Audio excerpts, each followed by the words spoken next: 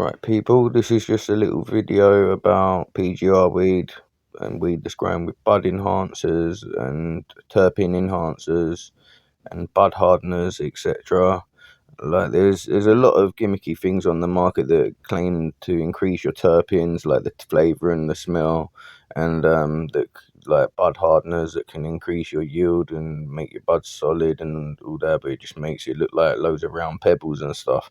But all this stuff's quite bad for you, and it's got bad stuff in it, and yeah, a lot of them are just making all weed taste like lemony or sour or like a grapefruity sort of flavour, as you're about to see.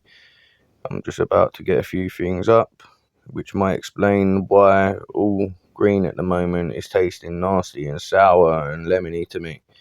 Like, and it all happens to be really frosty, really dense, really round nuggets that look like bud enhanced growing weed. Like,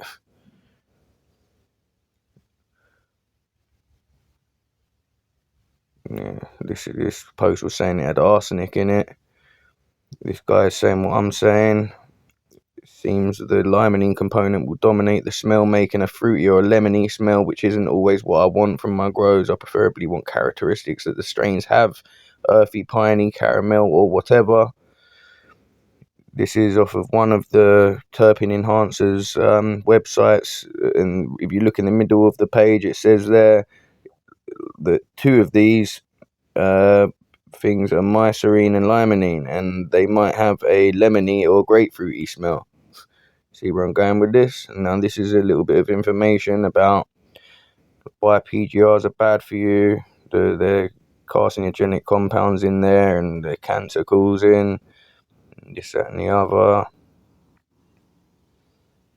And they cause liver damage, and cancer. So, yeah. This is why you want to try and stay away from bud that looks like that. This is all like rock solid and pebbly. And I think this is a big part of why a lot of the cannabis is just tasting sour to me lately. And it's getting really annoying now because I want to taste something other than just the after pukey sort of taste in my mouth. And obviously it's down to genetics as well. A lot of people are making sour diesel crosses and that these days and things like that. And yeah, I think that people need to get a bit more original and start making some new strains other than things from sour D and cookies, etc. Because yeah, something needs to change. Everything's tasting the same lately.